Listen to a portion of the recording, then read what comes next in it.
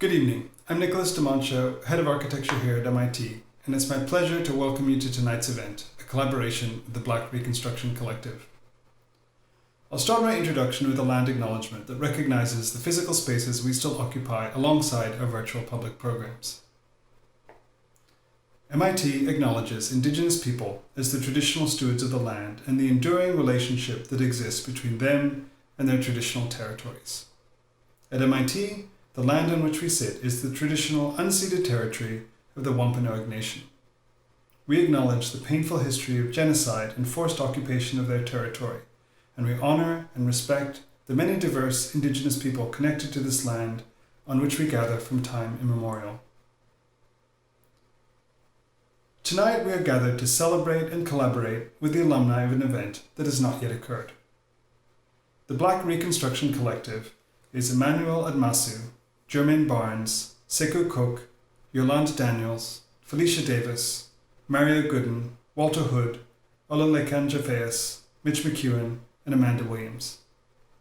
Their formation was a mirror event and a consequence of an upcoming exhibit that brings, arguably for the first time, Black voices into one of American architecture's most instrumental spaces, the galleries of New York's Museum of Modern Art.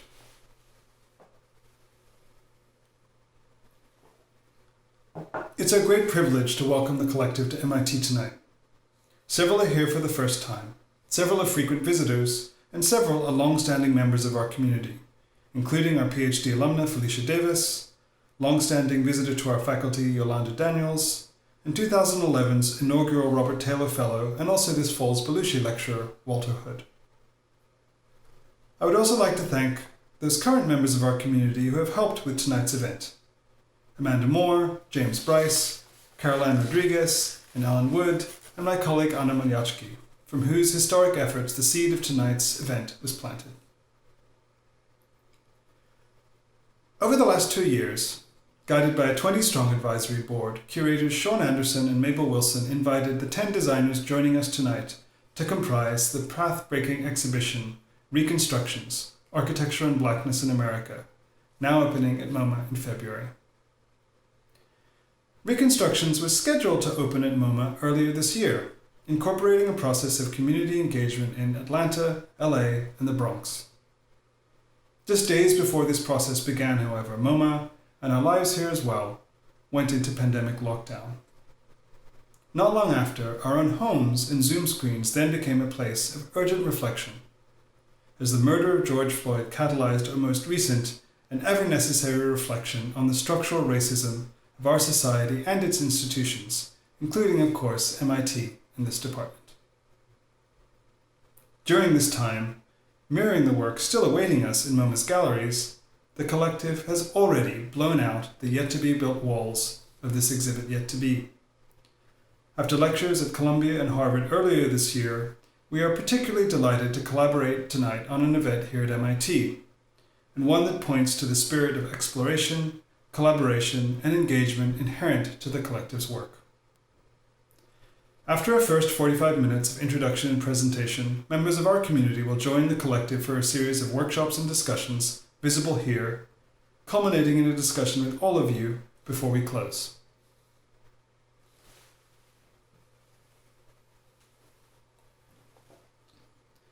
Let us reflect, before we begin, on the openness and exchange of the collective, and the essential context of our meeting with them tonight. This context is particularly important, given the need to reimagine the architectural profession that MIT was the first to bring here to the United States. Mirroring many other contrasts in our society, the architectural culture of our democratically governed republic is even today profoundly undemocratic. The spaces of MoMA's galleries, where the work of tonight's guest still awaits our engagement, has often been the central space of this architectural culture, where the definitions of modernism, postmodernism, deconstruction, and other critical practices were all solidified against white walls. But it has also always been an exclusive space, in every sense of that word. So the presence in this gallery of Black, African, and diasporic architects is not a rebalancing. because that word implies an existing presence that can be expanded. It is instead a necessary, revolutionary, and essential new presence.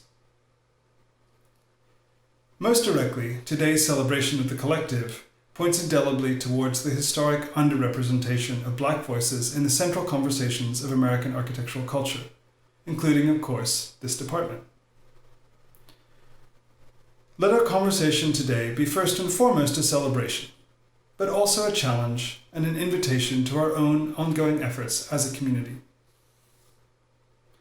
Let it also be a reminder, as we collaborate tonight, that work on who we are as an architectural culture is particularly necessary to the work we have to do today, not just in cities, but in their much larger ecologies, and not just here at MIT, but at the scale of the world. I'd like to share in conclusion some words that one of the exhibit's curators, and I'm happy to say an old friend, Sean Anderson, was kind enough to share with me this week. Writing of the collective, he says, "They are one voice composed of many, both historical and future. They are a unity of ideas based on individual iterative processes, a collective of individual ideas and observations that fundamentally amplify broader questions about who we are and who we wish to become, as architects, as thinkers, and as citizens." Please join me in welcoming the Black Reconstruction Collective to the community of MIT and to the community we create here in our audience tonight around the globe. Thank you.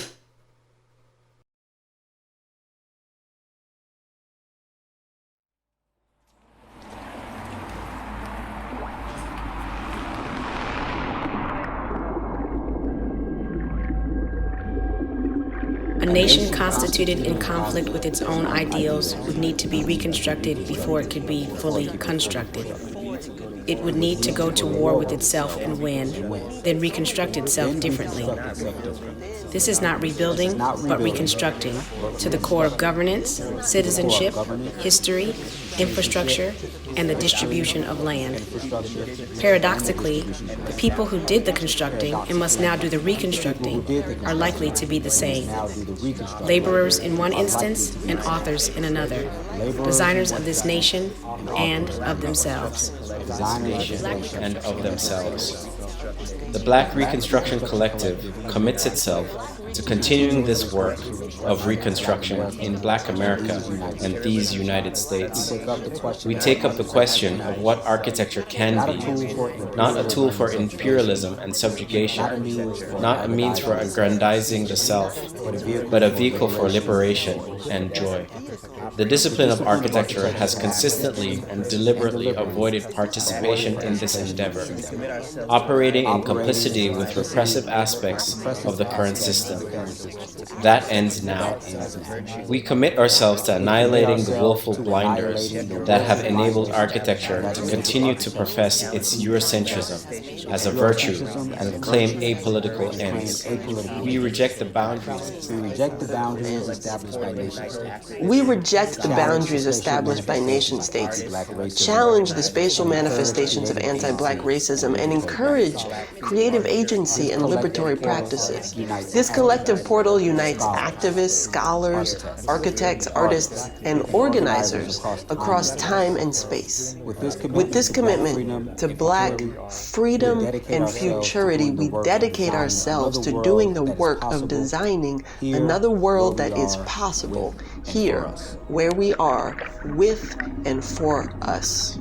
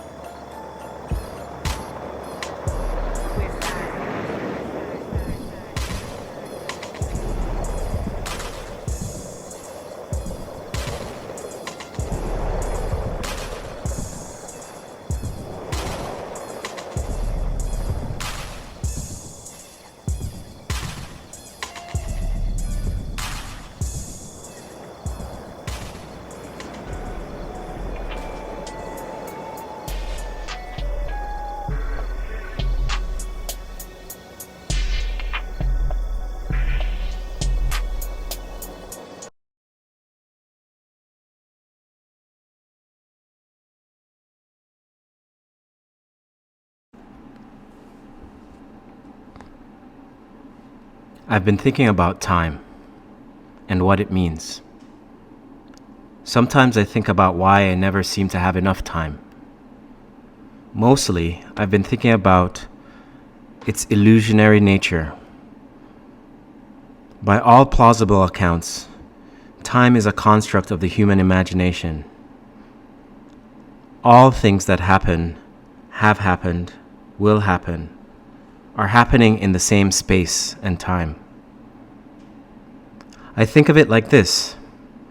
The universe is a mighty ocean, or a vast desert. Each moment is a drop of water or a grain of sand.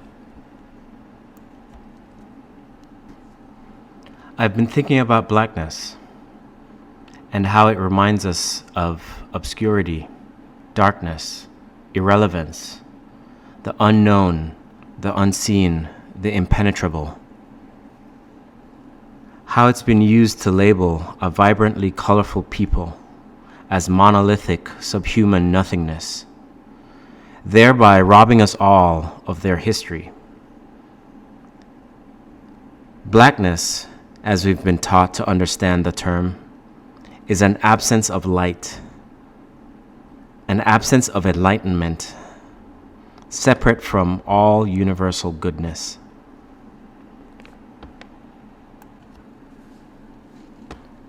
I think about architecture every day.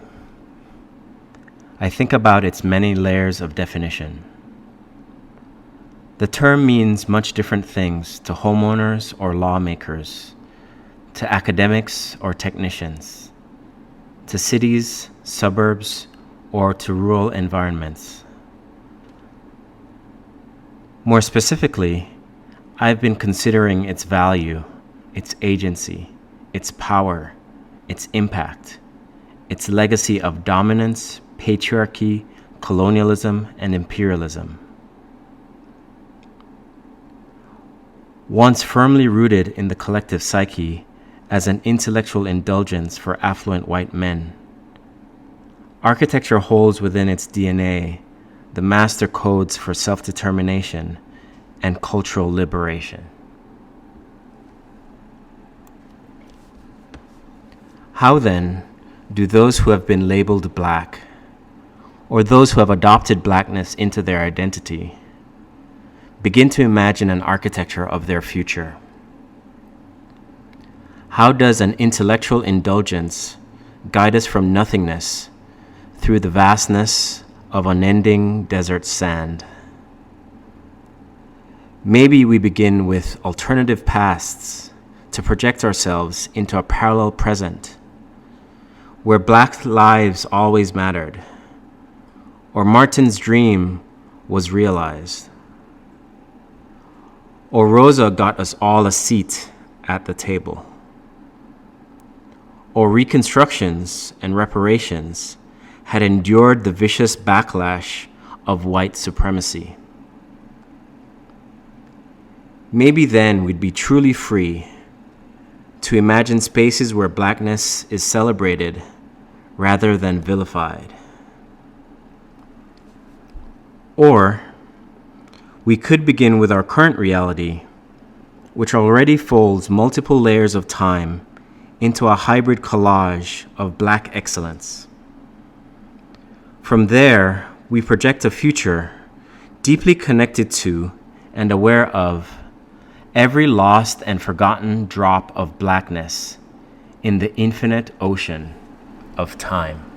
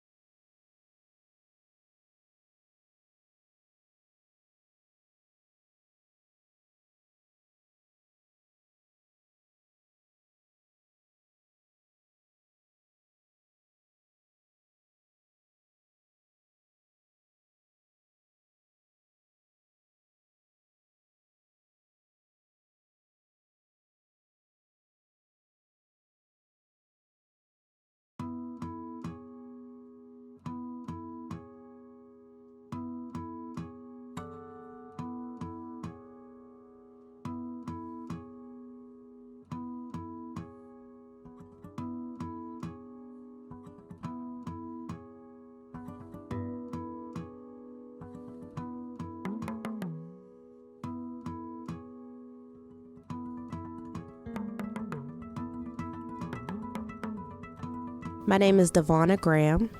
I grew up with a social justice orientation. So what that means to me is that when I or someone near me sees a problem in our community, that is our responsibility to try to solve those problems. People who have come through this community, who've lived in this community, from my own heritage, my family. I'm proud because I know that other people also value this community, which is why you see all the development in the Hill District now. And so I want to continue to make sure that I'm a part of that development and that it doesn't become the narrative of someone else. The opportunities that I was given to be a part of decision making for this community, sitting at tables with policymakers, all of those sorts of experiences shaped me to think that I had a responsibility and an opportunity to shape what happens in my community.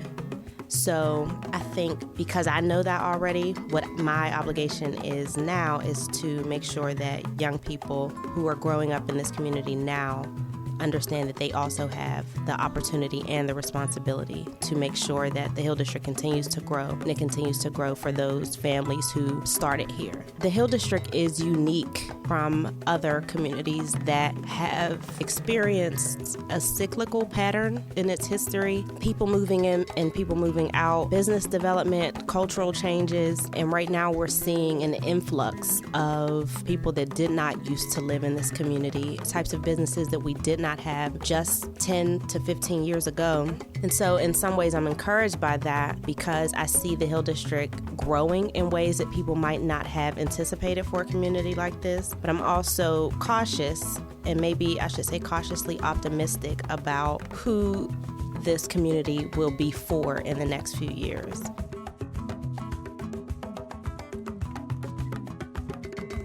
I wanted to be part of continuing the legacy of the Pittsburgh Courier. It was one of the most influential black papers back during World War II. In fact, the Courier instigated a campaign called Double V, Victory in Europe and Victory in the United States in terms of no more segregation and discrimination. So it was, a battle on two fronts. That was the kind of influence that they had. In fact, I remember reading that the Pittsburgh Courier was sent down south with the help of the Pullman porters, who were led by A. Philip Randolph. So they literally had to sneak the papers into the communities at night when the trains came through. That's the kind of legacy I wanted to build on. That's what brought me to Pittsburgh. Basically doing whatever I can to make sure that our community is not overlooked, taken advantage of. People don't have a one-sided narrative of the Hill Districts. Yes, we do have crime here, but there's so much more. So much more.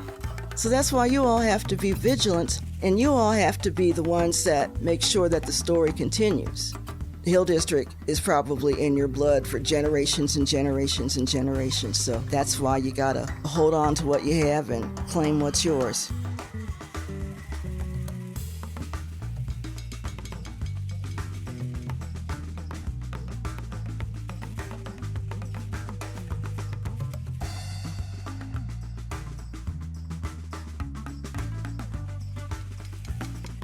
My name is Malaysia Rainey. You have to keep going. If you dwell on something that keeps you in the past or keeps you down, you'll stay down.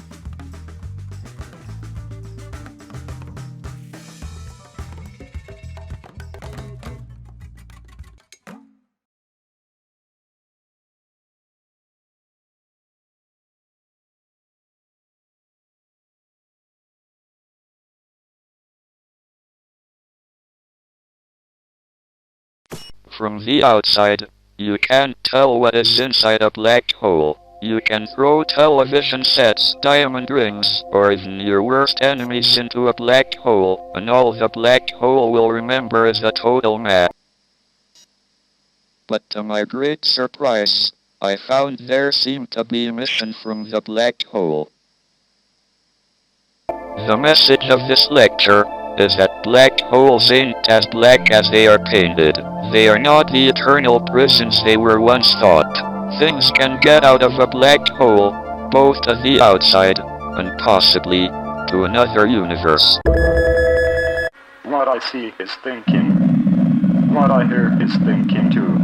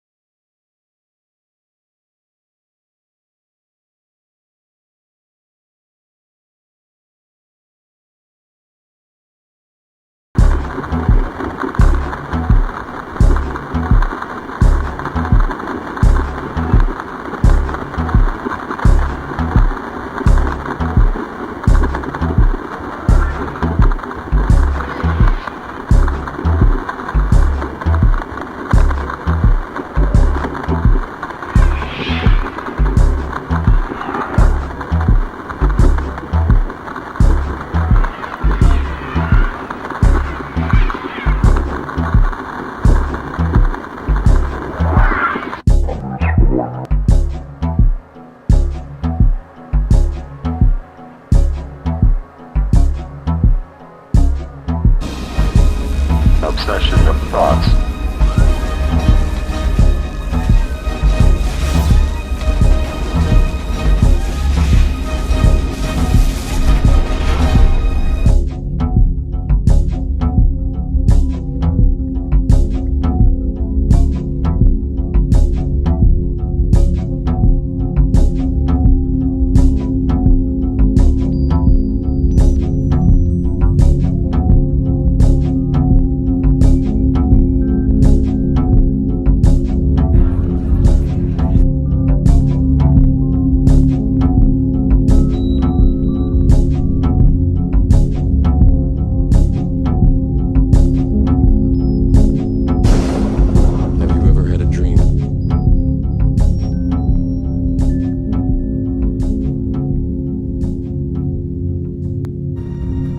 Approaching the event horizon. Port side, dipping down beneath it. To go through it. Heading towards blackness. It's all black.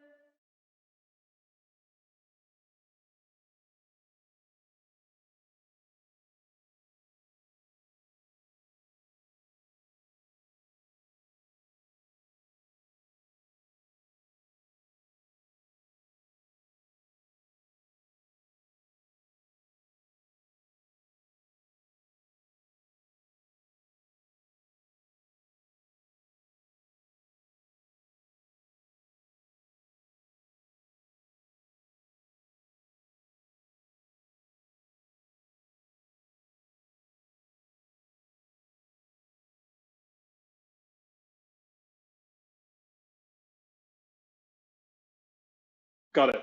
Yeah, no, I was just talking, I mean, there's so much you could read into this, but I'll just tell you the story. We were talking about spacesuits and identity in a class in the Media Lab's space initiative, and the Apollo spacesuits, not the first ones, because they just stayed outside for half an hour, 45 minutes, but moondust is incredibly sticky. It has these like little silica Velcro things on it. And when all of the Apollo spacesuits came back from the surface of the moon, they were almost entirely black from the chest down because of moondust.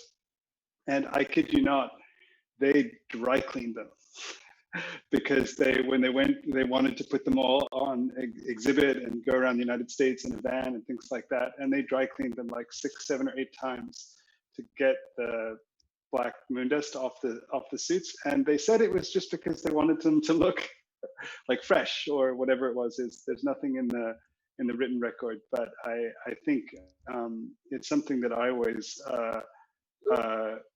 thought was incredibly beautiful. And when I was able to work with the Apollo spacesuits at the Smithsonian for a year, you see that blackness still in the fabric of the suits, because of course the dry clean, against the power of moondust, the dry cleaning is still pretty unstoppable, the moondust. And so the little black grains of moondust would, even though I was wearing like cotton gloves when I was working the suits, they would sort of still be in the suits, and they would migrate into your fingers and skin as you were working with them, because moondust is such an incredible substance, and sort of on these little spikes, it kind of walks around and penetrates any surface, which is part of the problem with long-term lunar architecture, amongst other things. But just as I was just thinking of that throughout all of the imagery, especially yours, like videos were amazing.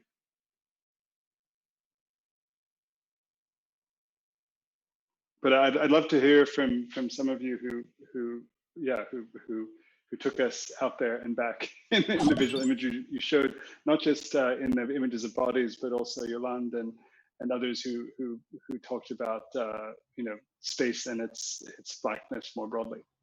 Emanuel, what's the sort of inspiration behind the Bricks series? Well, there's the obvious kind of architectural connotation, I guess. But in addition to that, we've also been thinking about what bricks mean in the context of Atlanta. And they don't necessarily mean building materials. So we're kind of playing on those cultural connotations, but also thinking about notions of measurability and how that applies to Blackness in the city.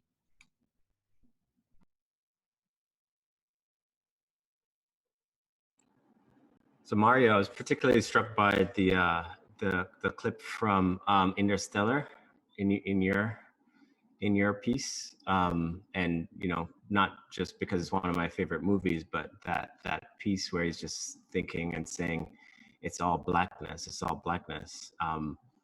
What did that mean to you? Like when you're putting that into the video? Well, thanks, Sekou, and to answer maybe a little bit of Nicholas's question. I think that Black people have always been in outer space, and Black people have had to construct out of space in order to deal with the space-time realities of the present, wherever that present has been. And I, also noted that Yolande included the future light cone and the past light cone and the present as this always kind of moving sort of moment, right? And so in thinking about the black hole, and I've been sort of working on this piece for a bit now, actually going back a couple of years with a collaboration I did with Turquoise Dyson. And then an exhibition I have coming up in Venice next year.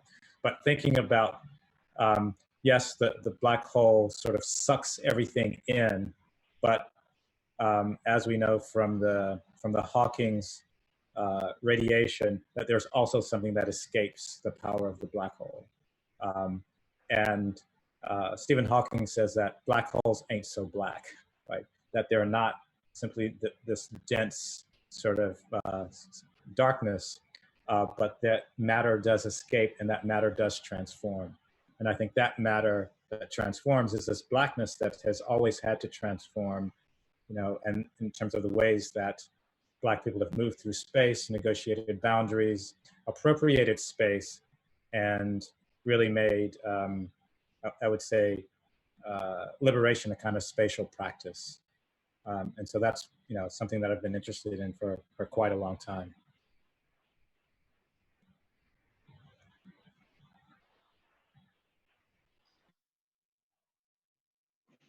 Yolande, you're able to talk about what those diagrams mean to you? Yeah, well, I think in terms of like what Mario was saying about liberation, like liberation as a spatial practice, I think like in my presentation, I first thanked Walter because he in his last presentation showed the future cone. And I was like kind of, I've been working with timelines and really stuck in history, and the idea of like kind of being out of time, of like going beyond the timeline as it's like recorded, was like really interesting, like maybe a kind of crisis, but actually what I realized in doing it was it was kind of freeing, because the idea that you could like sort of be in the past, like in the past and in the future and in the moment that you're in at the same time, and kind of reflecting on all the things that like are happening, like contemporary things that are happening that, you know,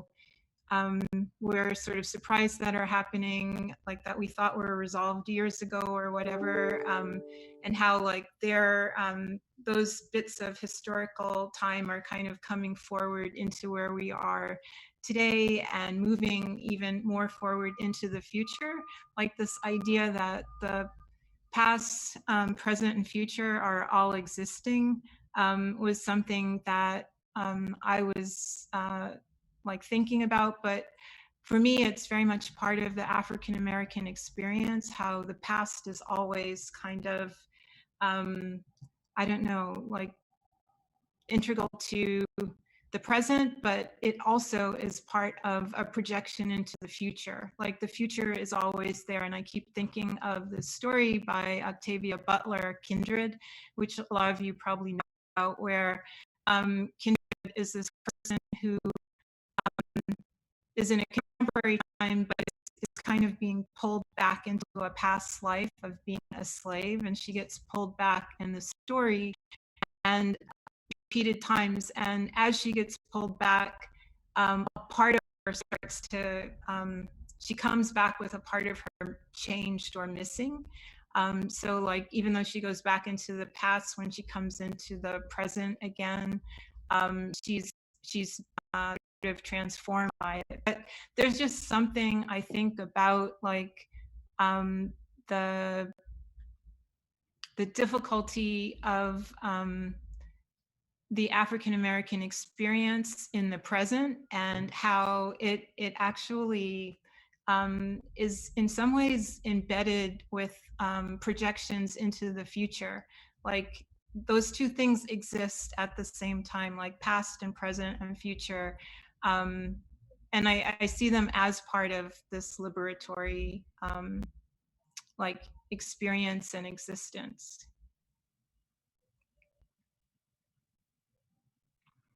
So.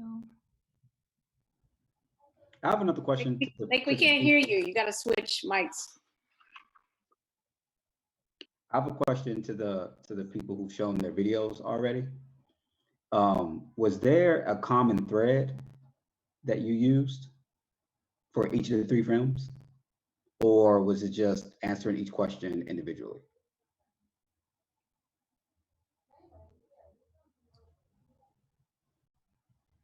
Well, I can answer, like I was sort of talking about this. I was working with the timelines.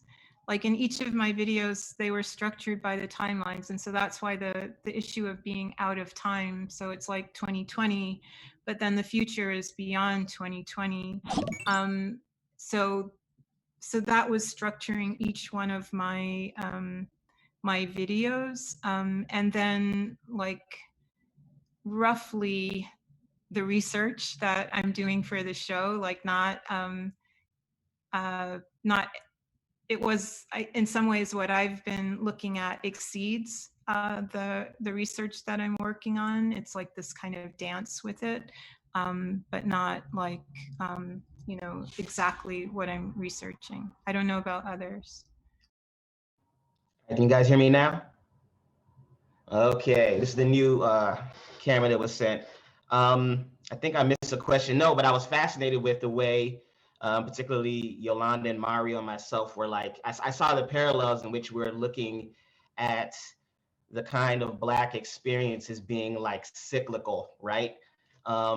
And being kind of contained in the present moment, but having just constant reverberations through the past, as well as kind of projecting to the future, and it all being almost simultaneously just channeled through, you know, our experience, both in terms of living experience and kind of the built experience. And so, of course, with mine being out there and just being kind of this kind of just meditative, sort of metaphysical kind of journey through outer space, but you know, but also simultaneously like inner space. I was trying to reflect on, you know, just a variety of kind of, I'd say maybe symbolic or, you know, iconographic kind of elements. You know, the idea of the sort of tree being, you know, its relationship to oral history and the place that we would gather, you know, to share stories and entertain and that aspect. And of course, the symbolism of kind of roots and the family tree, it continues through us. Of course, seeds are things that you know, propagate as well and kind of expand this sort of experiential network, and capturing that and then moving up the mountaintop in the water. And of course, having the black hole as this sort of like massive interface, which is sort of how I was seeing as well in terms of how, you know, Mario mentioned things are not simply consumed by it, but they escape from it, right? So in that sense, I was seeing it almost as again, a sort of, you know, with the woman, the astronaut sort of facing and moving, zooming towards it, but getting kind of no closer. It's this sort of like vast, known and unknown kind of thing that we're constantly engaging with, right? So in a sense, that was almost like the kind of overview of the theme, but simultaneously simply a part of it, you know, kind of all things, you know, being connected in that sense. And it was just interesting to kind of, again, you know, the last iteration of videos, just, you know, we're working completely independently. You know, we don't even really freestyle with each other with these videos. And so to once again see like kind of common threads weave their way through, and particularly to see different interpretations of a lot of kind of consistent thematics, for me is always really exciting. Like I'm watching these videos and I'm like getting energized for the next kind of step, because I'm seeing ideas that I think I'm contending with and trying to like disentangle, and I'm seeing it from a completely different approach, right? So it's really just this great exercise for both creating, for generating form and for generating content, but also for thinking through a lot of the discourse and a lot of the prompts that you know that frame our initial BRC sort of in engagements with the public audience. I think it's interesting that the previous series was the present. There was a lot of Jesus. There was a lot of spirituality. And so to move from that to a recurring theme of the astronaut or literal outer space, inner space was very interesting to see that when posed with these questions as a past, present, future, that we fall to tropes, but then there's also ways in which we all have iconography or thematics that repeat themselves. So it's very interesting to think about what that alphabet becomes, or if we looked at each series, what are the things we did independently that are recurring, and then what are those three recurring things if brought together? So it'd be interesting to see like Aretha Franklin and the astronaut, and I can't remember what the theme was in the first one, right? But it really starts to tell generations. Yeah, I mean, but what was the thing that we all sort of did without knowing it? Whatever that was, right? If you just took to those things as a starting point and then try to bring those together, that somehow points to the Yolanda's idea about like past, present, and future are all the same exact time, because it's all the way the question was posed. So my site is outer space for the exhibition, right? So I've been in outer space a long time and had no thought. I haven't made my video. Germane and I are cherry picking, but no thought about adding space. So then when I saw these, I was like, what's wrong with me? Of course I would. Why wouldn't I do that? So it's refreshing, or like reassuring that we're all having these parallel ideas despite being so it developed in our own kind of lens of how we think about this. Funny, I was going to say that the first set of videos was kind of a reflection on pain and joy for me. I thought it was like people are looking into a kind of current pain and joy experience of Blackness.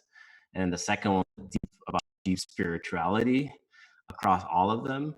And none of this was coordinated, right? And then the last one is kind of this metaphysical meditation on what futurity means,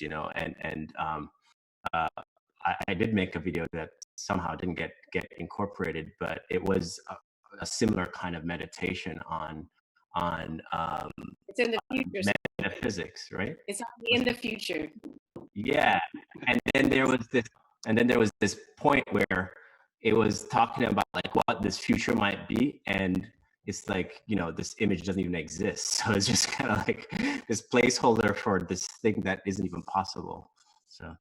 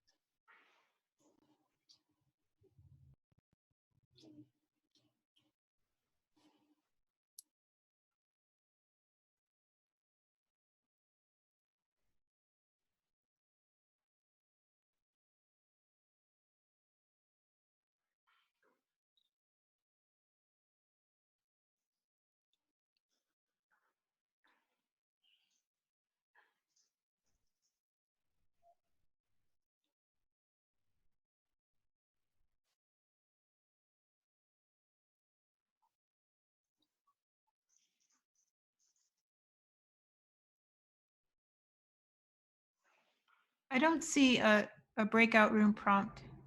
Yeah, me For neither. us, I think everyone went to the breakout rooms. I don't even see where. Yeah. No, I don't even see a room. Yeah, I don't see the rooms. And there.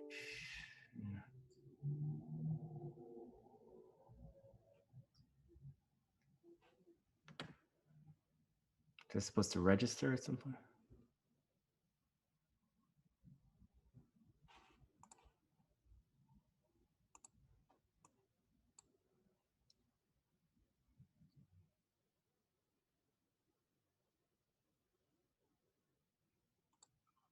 Sure. I'll do it. Yeah.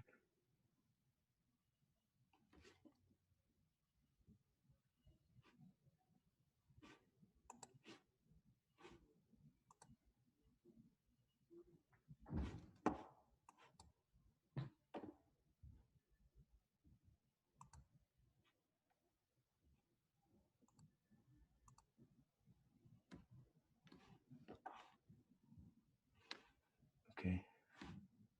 And I'm still not seeing.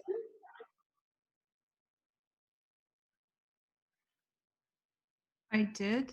Oh, I'm still not seeing. I'm still not seeing the rooms. okay, now I have an invitation.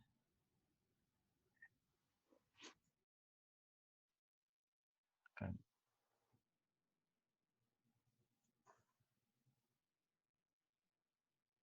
I would love to. Or I can well, I can chat to whoever's staying here. If anyone's staying here and not going. Yeah. Okay.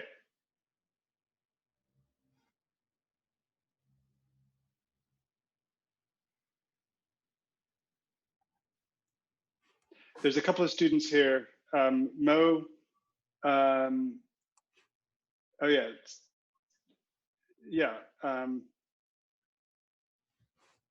And then Mo and Rue are here. Okay, awesome. Yeah. Should I join Germane? I'm supposed to be in with Amanda.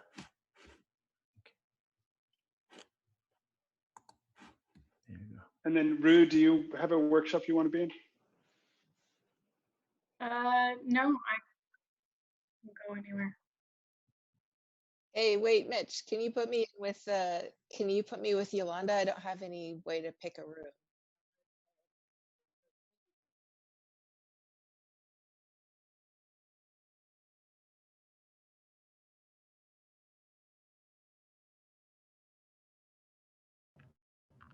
All right, all right.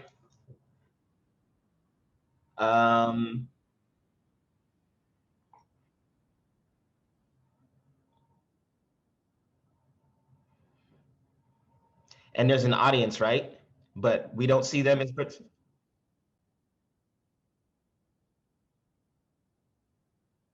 Gotcha.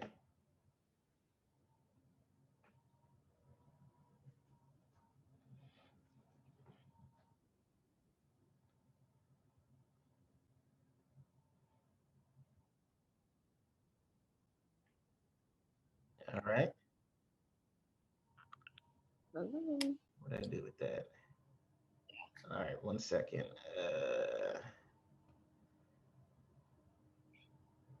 Hold on a second, let me try that again. Share screen. All right. Can you see it?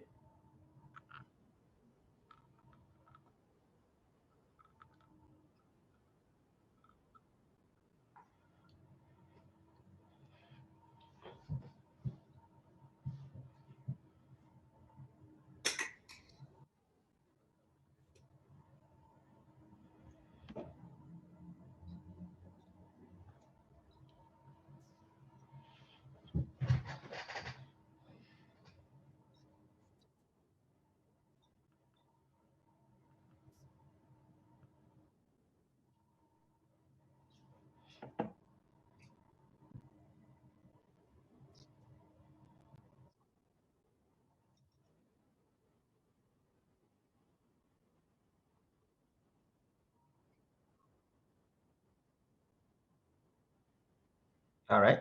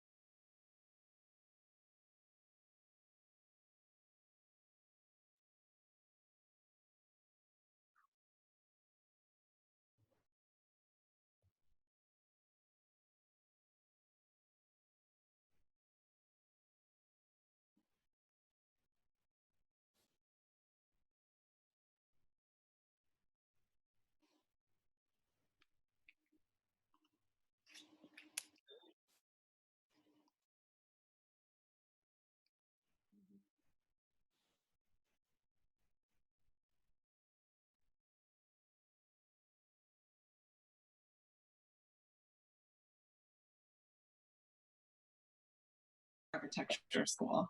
So it's been a real pleasure. I can see the green screen one is going on right now. I was like, I have Photoshop skills. I can do that. But I'm actually quite happy to meet all of you. So popcorn. Let's see, Samuel. Hello, my name is.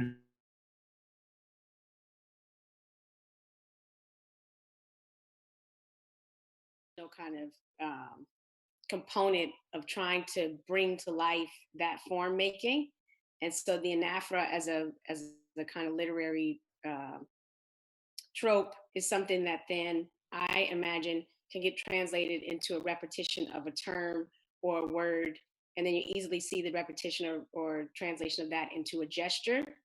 And so you start to imagine what that gesture might look like, and then what it means to repeat that gesture over and over and over again, and use that as a buildup into starting to create structure or form or your own kind of methodology. So what's that unique hand that you have? And then what are those ways that you can develop those tools? So this is a like age-old, very dumb kind of drawing exercise, but really literally, if everybody grabs a sheet of paper and some kind of instrument, and then do one thing to disorient yourself. So close your eyes, use your wrong hand, leave out every other letter, whatever you want to do, but write black space over and over again on the page for as fast as you can. I'm gonna give everybody 1 minute. Yes. Do you want to join us? Are you sure? The portal ad was on. Can you do it for me? I have a teaching assistant here, my daughter. You sure you don't want to draw with us? All right, here we go. We're drawing the word black space. Come on, come with us. You ready? All right, and go. You can write really good. Let me see.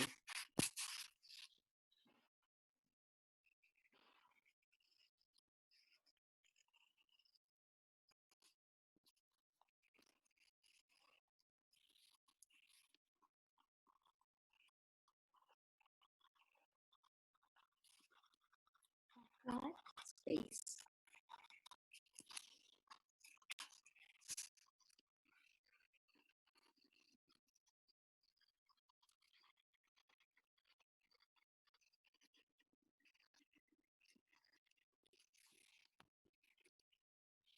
You gotta write it over. Keep going as many times. Go, go, go.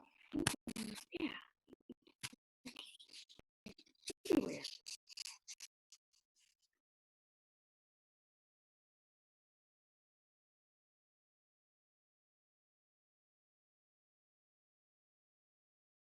August. And really started to kind of organize with our kind of getting materials ready for the museum. But I would also say at the same time, you're right, we were trying to figure out individually what our contributions were going to be to this venue, to this collective, and to each other. So I think that sometimes it's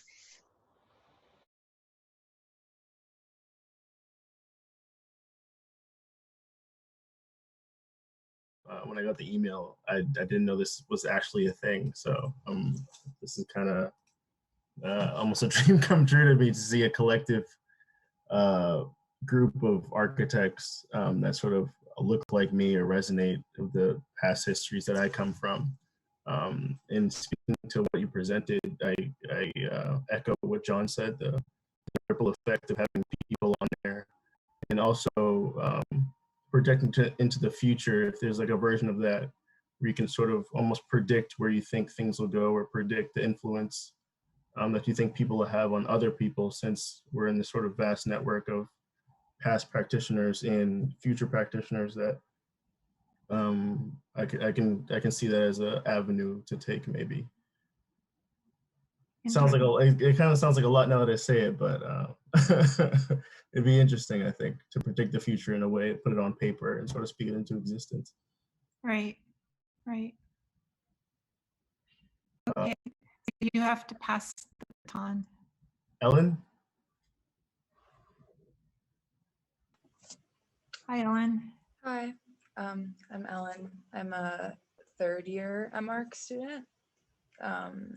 And I guess a reaction would be, I actually am also pretty interested in these things, these kind of graphs, although I don't really know much, I guess, about how to make them, but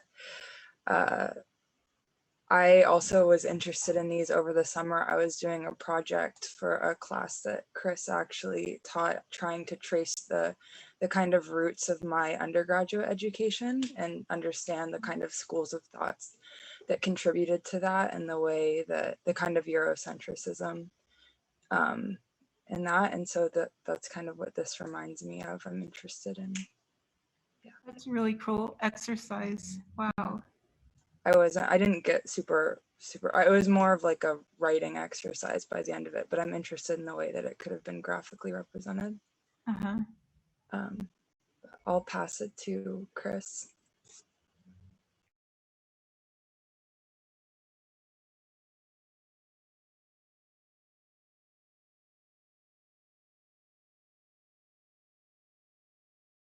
Revolution, it probably does need to be a collective.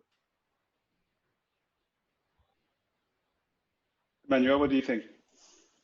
Yeah, I mean, I think it's been, most of it has already been covered by Felecia and Mario, but I think what was interesting to us is first of all, most of us were fans of each other's work before we even started collaborating.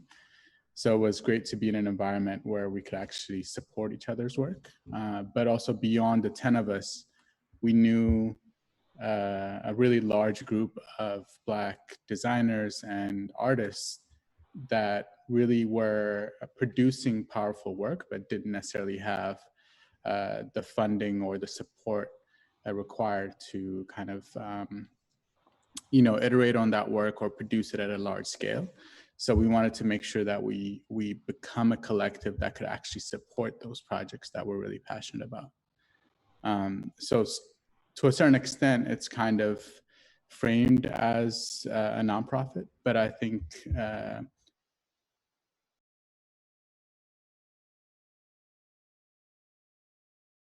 probably thought of my father as the Antichrist.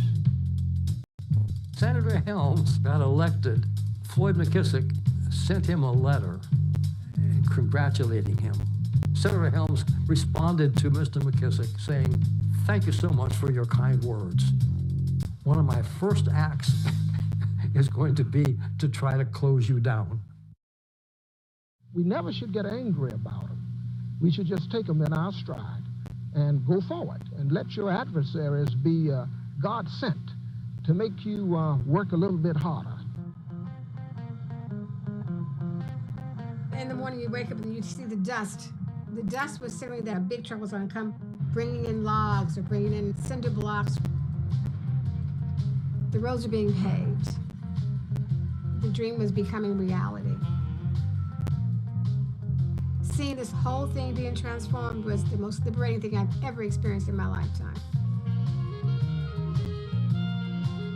My architectural firm got to design the first big industrial building on the site.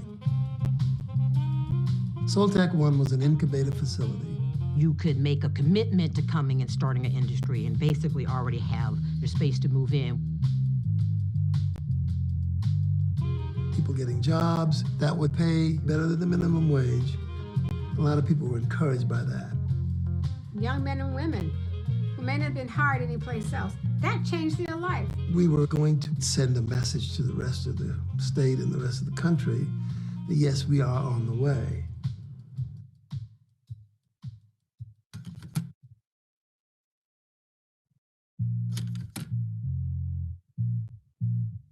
Those are the best times. I mean, everybody was happy. We were buoyed up by the people around us that believed in the dream, fostered me to believe in the dream.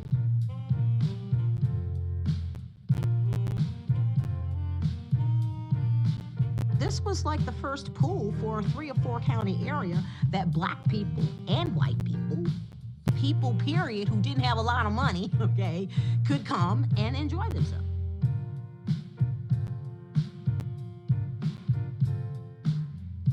Here you're breathing. Here you had a yard. And I had little children who could run around and play outside safely. It was paradise.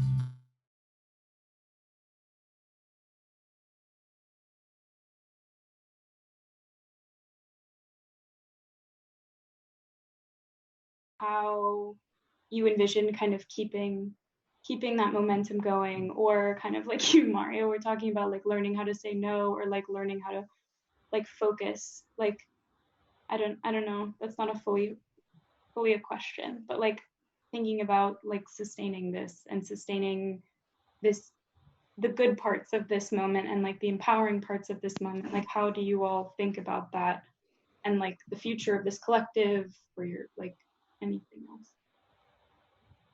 Yeah, I mean, I think that's a great question. I think the ultimate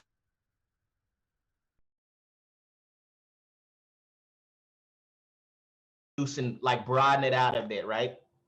One is a good, like depending on the size of your image, one will be a good feather radius, right? So I hit OK. And now I'm going to invert the selection because I want to, you know, delete that green. Quickly stuff from the internet. Exactly. You came in like this rock and roll guy.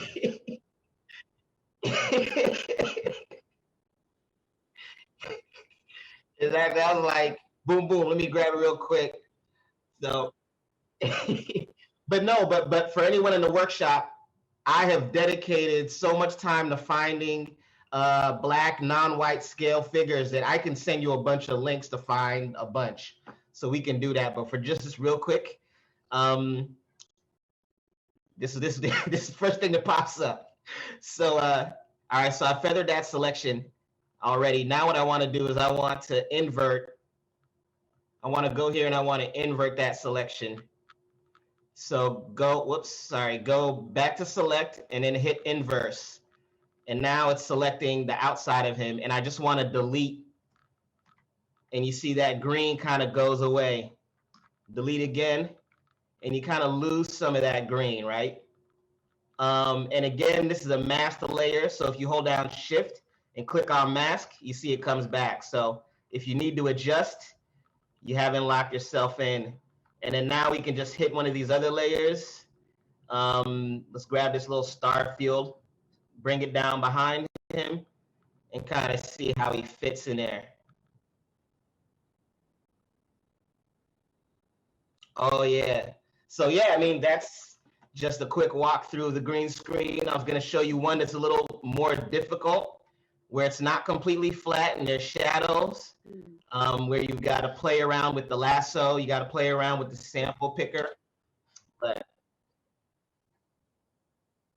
me, I do. All right.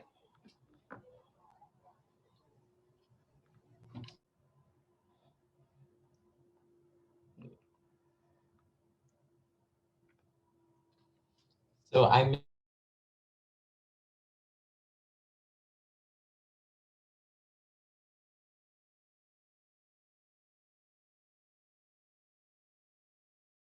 providing this kind of alternative vision for what life could be for students, for faculty.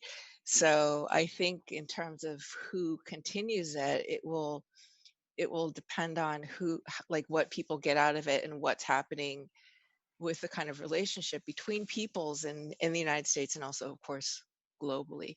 But just from a personal level, that's one thing that's been really valuable to me from the collective. How are you practically working? Are you you're individually making films, or are you collaborating directly on the films? So there, Felecia, you want to answer it? Go ahead. Yeah, I was just going to say, I think, you know, initially we came together as a collective to start fundraising for the Black Reconstruction Collective. And that led to a way in which we basically maneuvered individual invites that we would get for lecture series to become an invitation. Actually led to this format saying, okay, there's 10 of us. In order to produce a 1-hour lecture, what do we need to make? So we came up with these 3 questions and the 5-minute responses from each one of us.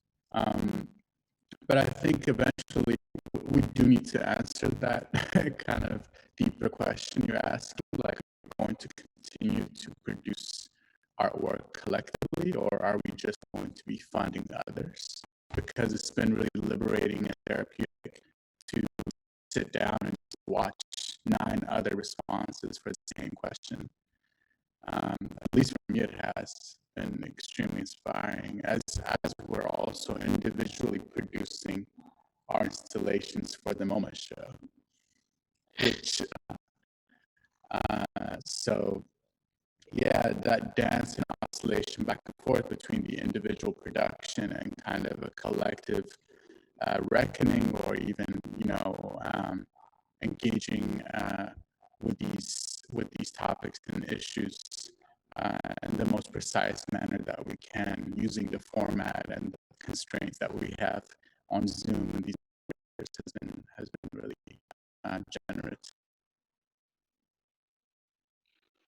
Any students have other questions?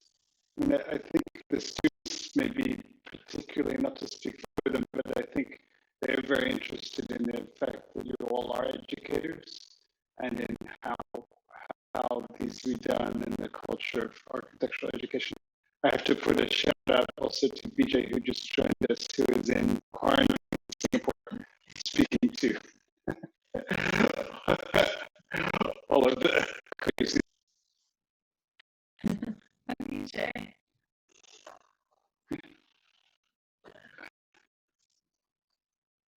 Felecia, do you want to? Yeah, I guess in terms of being an educator and understanding collective, it's a little bit embedded in my first conversation we were having was personally for me. You know that redisciplining is about reestablishing a system of power, and so I think that yeah, certain tools will go away and certain tools will have to go away in order to make space again for other identities, for identities that will have to subvert those systems of power, that will have to subvert not only the axonometric, but as, and there's Amanda, we were talking about our friend Torkwasi Dyson in the last discussion, and about, you know, wanting to, you know, we have to trouble that perspective. You know, we're, you know, trying to overcome the grid, we're trying to overcome Cartesian space, and you know, how do we dismantle, you know, the point of view of, you know, of that, you know, Vitruvian guy that is, you know, absolutely not universal.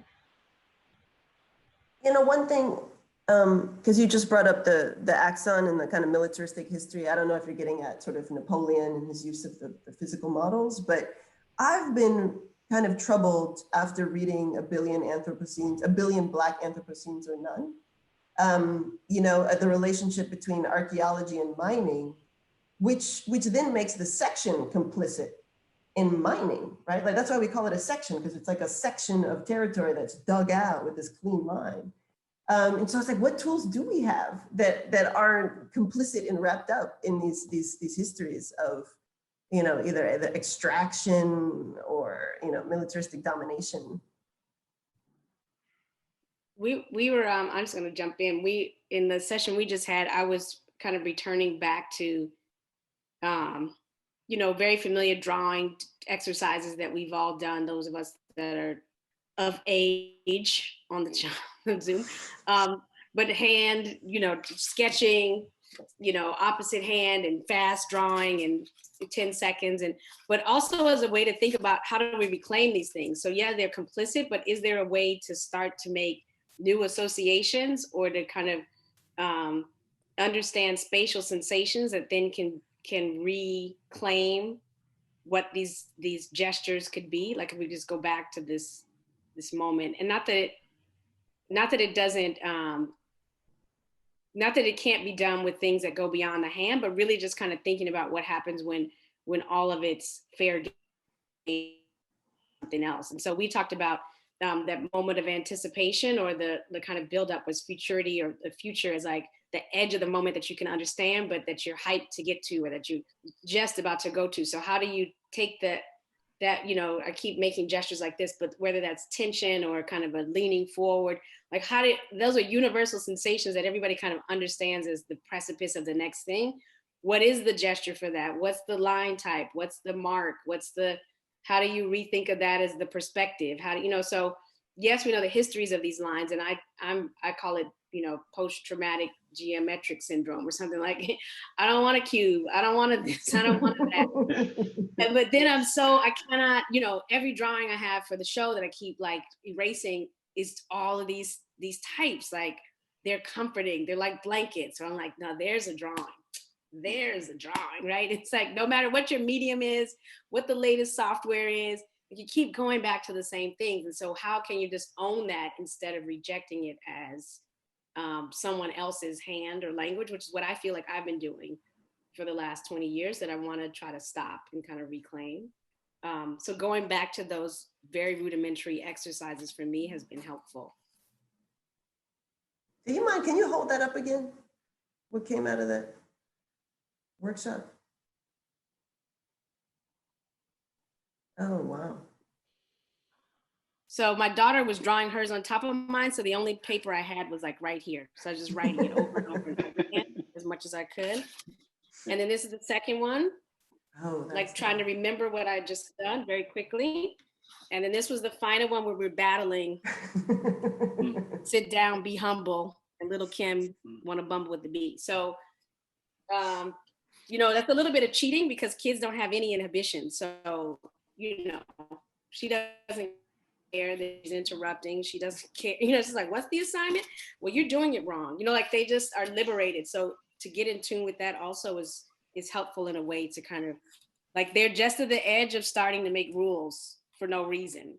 So like, how do you get them right in that moment and like steal it and like try to stay in it? Because they're going to be bored with that. Yeah, and Toni Morrison writes about, or writes in Race Matters about her use of American English and her desire to carve away at it, to reveal its malevolence, to reveal its accretions of deceit, to, you know, to undermine essentially English, you know, through this practice of carving away at it. So yeah, so maybe we don't throw out the tools, but we find ways to, you know, to carve away at architecture, to reveal its belligerence, to reveal, you know, its deceit, to reveal all the ways in which it constructs power and subjugation. Yeah, and I feel like there's certain themes that we keep coming back to in all of these discussions. And one of the things I've been really thinking about, and I think almost all 10 of us have been thinking about, is the series of challenges that were presented to us at our first meeting. Just about thinking of ways in which we can imagine fundamental refusals of architecture. And at least in my case and in the project that we're developing, we just started off by asking ourselves, what does architecture do? And, you know, the kind of clear answer usually is architecture makes space measurable. And then a refusal of measurability becomes kind of this impossible task for an architect to begin to engage with. Because how do you draw a space that is immeasurable? Or how do you kind of, you know, draw a space that is not enclosed? So I think as we're developing drawings and as we're developing models, we're really trying to establish these fundamental constraints that make it really difficult to go back into automatic mode, but it also forces us to invent new means of representation, going back to what Mario was saying earlier. Yeah, and then jump in. Yeah, go ahead. Just want to jump in here and talk a little, connect some of this this idea about representation with the future, you know, or at least my thoughts about the future. And it seems like we have this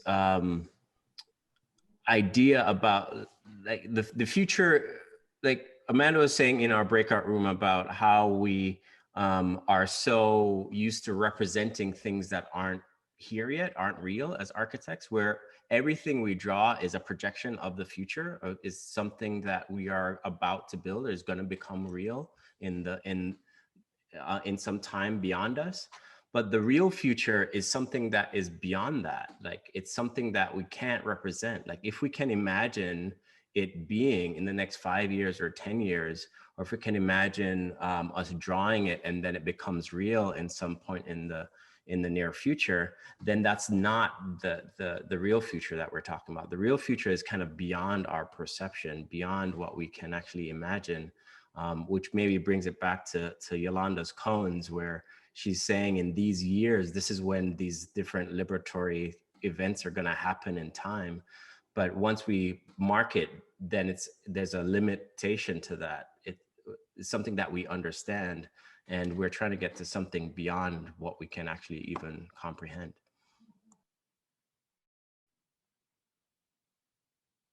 But I don't know. I think the future is actually, it's already here. And yeah, like it's already here. We're already constructing it. And so I don't know. I think that's like a really interesting observation. And when it comes to like representing, Emanuel, what you said about like kind of representing the immeasurable, like all of the images that I was showing were about like representing the immeasurable, representing time, you know, kind of space time, representing black holes, representing the universe. Like when you start trying to represent the future, you go into, you do go into space, into representing deep space. And then what's really interesting about the representations of that are that while they look new, they're actually kind of old. And like the forms, like these kind of minimal surfaces, or you know, these kind of topological forms, they're not new forms. They're actually forms that have been around for a while. And a lot of them relate to forms that like I've been looking a lot at Arabic tiling and patterns, and the same forms are in those tiles. And I think when it comes to like, I don't know, like being afraid of using the tools that we have, those tools have come from, they weren't invented by the West. They preceded the West. And so like when you look at Arabic tiling, the patterns and the geometry, it's all there, and that's black. And so, you know, you have a claim to that, you can use it. And so I think, I don't know, like, yeah, like just thinking about how the past kind of gets swept into the future. The future is being already predicted by the past. These forms already exist, even though we're seeing them as future forms. I think it should be kind of freeing, and, you know, and that we don't have to have our hands tied behind our backs, and that we can actually take these forms and twist them and make them do what we need them to do, and not use them, but use them to our own devices. Like that's what's really critical. Like misuse them, reinvent them, but don't not use them.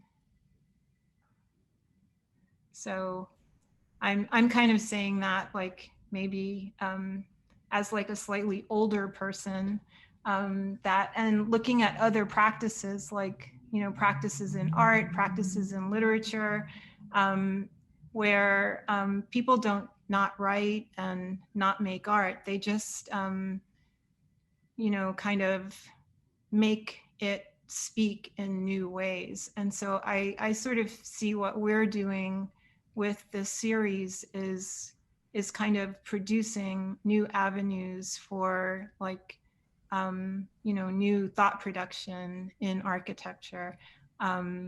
we're all kind of struggling through that. Maybe that's a good moment to pivot to 10 minutes of questions or 15 minutes of questions. There's going to be a bonus track streamed on the Twitch after we wrap up our Q&A here.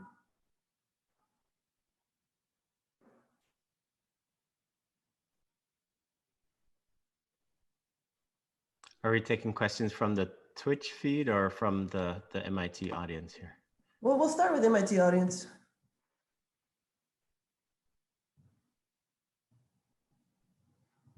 I think you all can unmute yourselves. Yeah. Amanda, go ahead. Hey guys.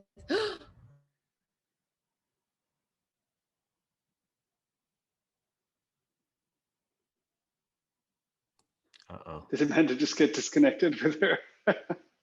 Just as she was asking the question. That gasp said everything. That's amazing. That was like she teleported to the future right in front of us. Yeah, exactly. Oh, she's asking a question in the chat though. My internet just went out. Okay. Oh. No. She wrote that. She wrote that before she got disconnected. Right. All her still frames are perfect. I love it. Yeah. I know. They are. I know. You should just type your question, Amanda. Somebody's got to screenshot that. The first one. Yeah.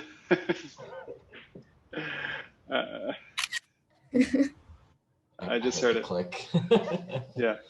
I was kind of kidding. I have a feeling it would have been a great question. Yeah, there was a question on Twitch from Rafi Segal. Said, do you see a lineage between the tradition of Black collectives and as described by Jessica Nemard in Collective Courage?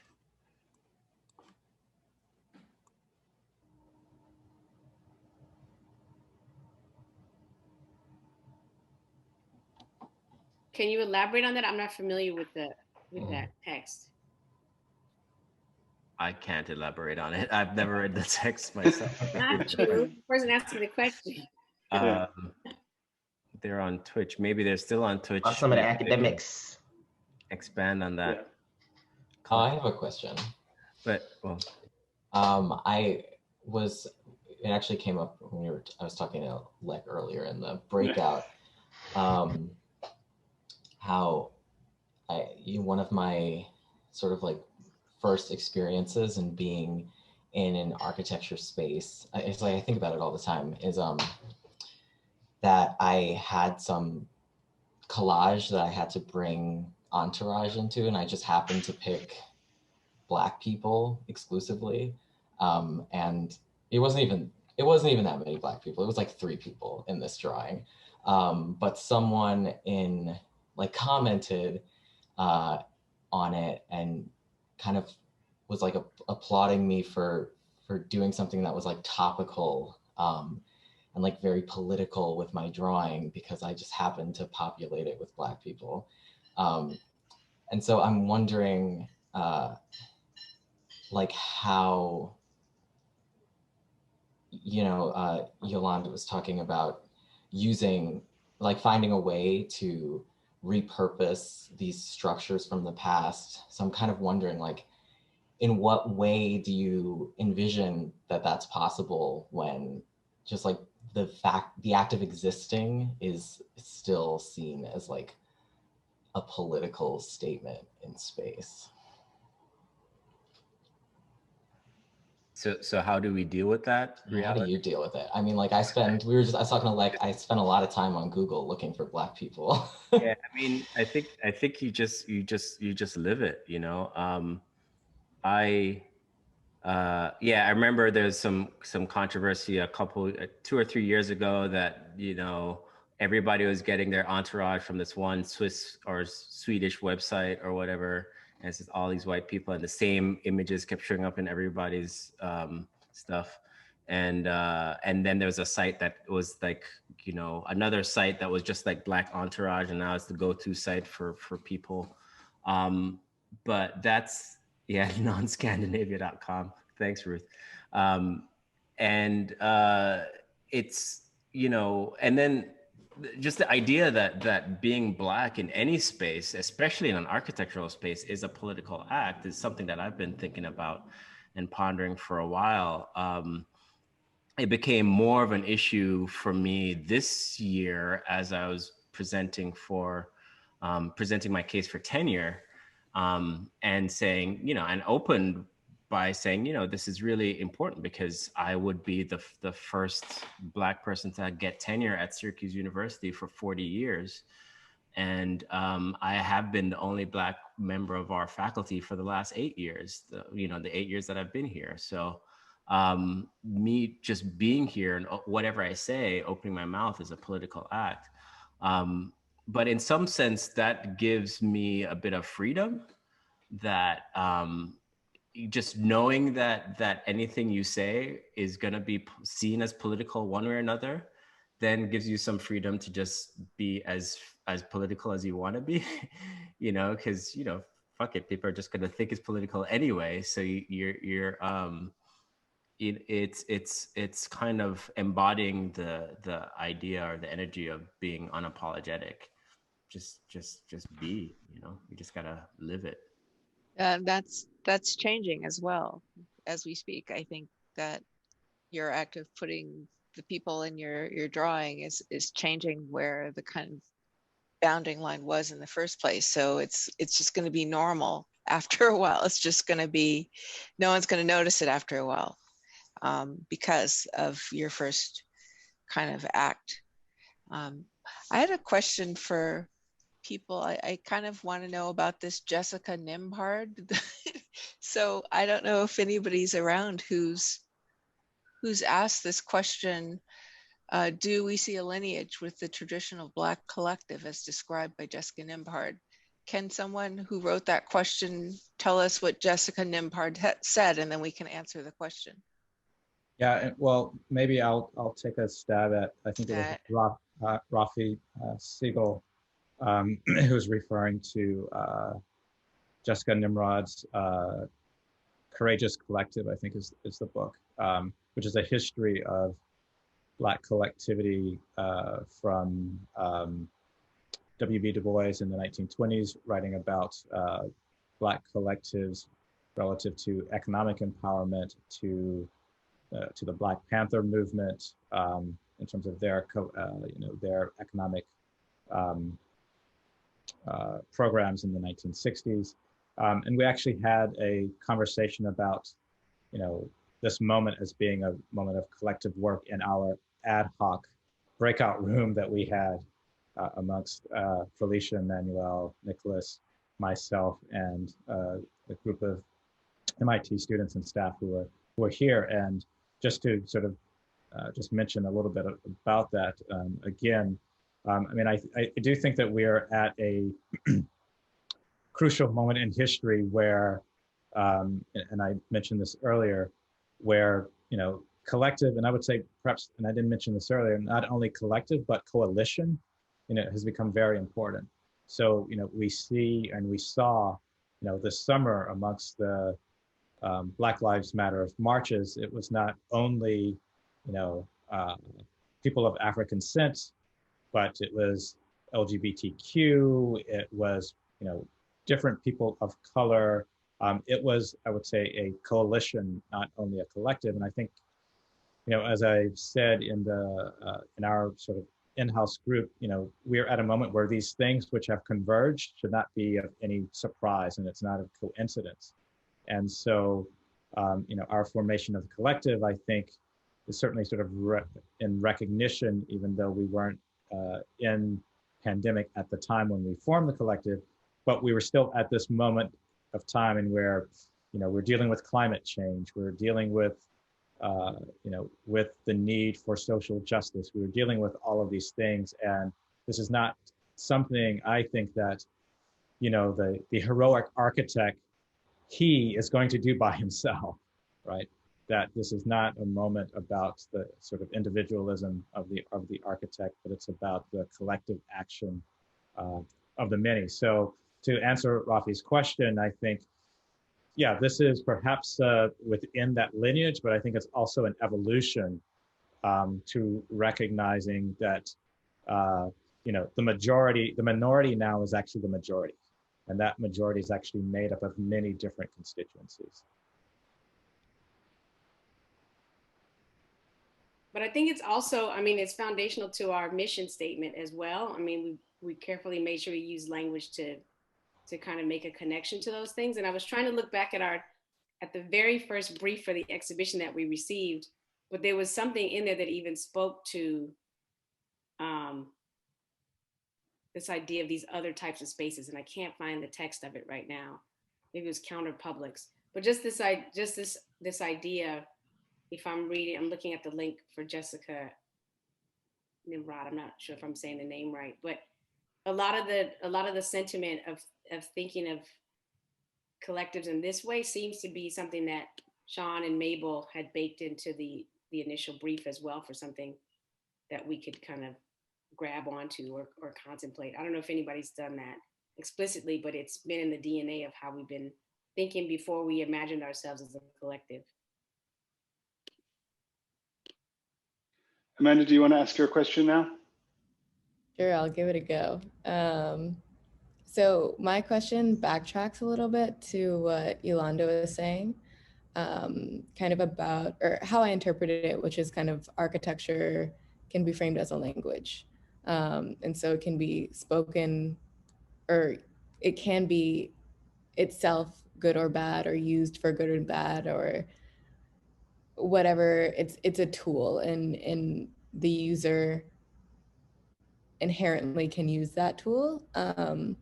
But our conversation is a lot, it seems to be about architecture as an idea or as a thought process or as something 2D. And I'm wondering, like, it's one thing an individual reappropriating a tool at the level to the extent that one can make something and it shows up in the world.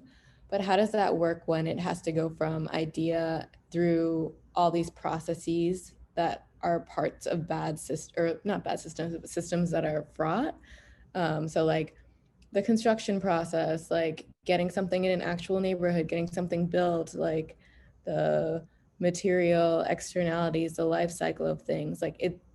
I have trouble with what is it, masters? You can't use the master's tools to dismantle the master's house, but this is kind of, you can use master's tools to build something, but maybe not dismantle the master's house. So it seems like the paper architecture version seems like you can reallocate those tools or reappropriate them or use them for what you want, but how does that work when it goes to the scale of the master's house? I think that's a really key question. And I always think it's interesting that Audre Lorde quote, when it comes into our discipline, I think it folds in on itself, because she brought that up in the context of an academic feminist conference. And it was her way of critiquing white feminism, effectively, if I can just be reductive.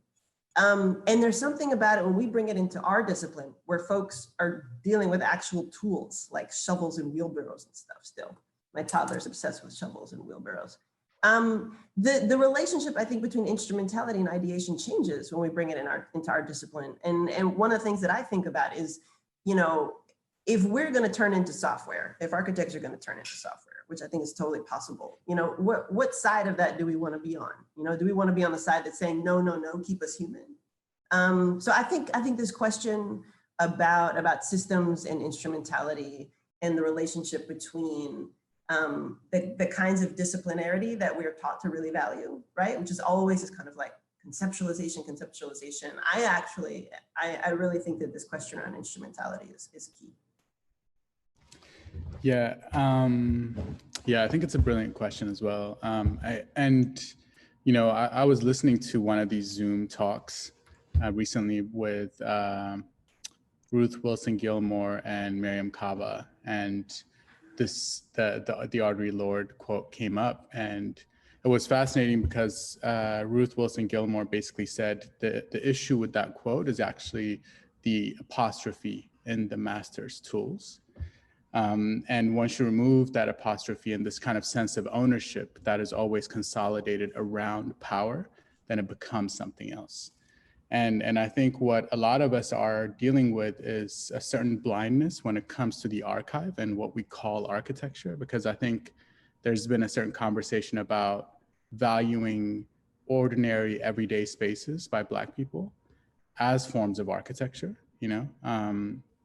I think, you know, Mario was showing images of the marches as a form of spatial practice. And I think, I mean, in my case, I'm really interested in what was happening and the occupation of the highway during Freaknik in Atlanta as a spatial practice. And I think that that's where we can begin to liberate architecture, because the boundaries of what has been established and determined as quote unquote capital A architecture has to dissolve and allow for different types of spaces and different types of value systems and sensibilities to enter into the discourse. And I think part of the issue is this need for ownership and the need to constantly build property. But instead, if we're engaging with spatial practices by people in the city that are actually trying to, I mean, I think it was an interview with Mario and Mabel where you guys were talking about the BLM marches as ways to actually stop the city. And I think even thinking of that as a spatial practice, you know, if your spatial practice is saying, I'm going to stop architecture from producing property, or I'm going to stop architecture from displacing and gentrifying neighborhoods, then it becomes a much more expansive definition instead of saying, I'm trained as an architect, I have to go out there and make a building, you know? Yeah.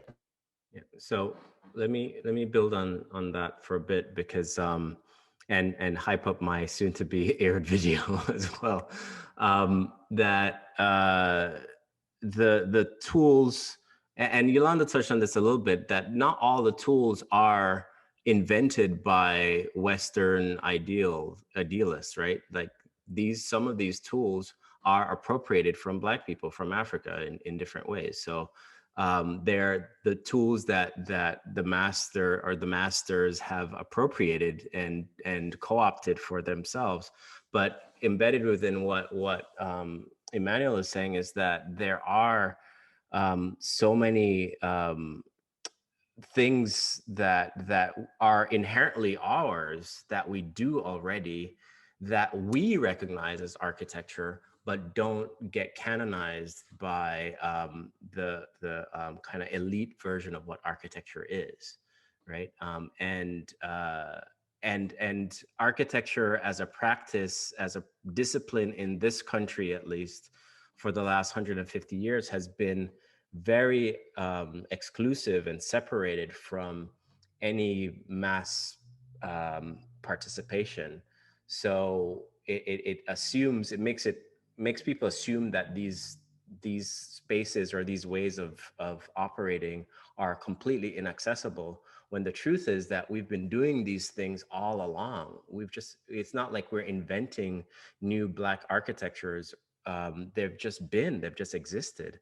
And is a kind of, and I'll plug what I say, I'll explain something that I say in the video, where I say that that there is inherent in the DNA of what architecture really is are the master codes for liberation. Like if we understand what architecture is at its core and that we've been doing it already, then we recognize that these are the tools that can actually lead to a greater, broader, more creative, liberatory practice. That's an amazing plug for the video. I think we're gonna get kicked off here in a couple of minutes. So I don't know if anyone else has a better wrap-up comment than that, but I just wanna again say the bonus track will be on Twitch after this. I just wanted to thank you all profoundly. One of the weird jobs I have in my current role is to talk on behalf of the institution, which I'll never quite get used to, but to the extent that that's my job, I would really like to thank you all profoundly on behalf of MIT Architecture for creating this space for us tonight out of bits and ether and mostly your own human presence. So thank you profoundly from all of us.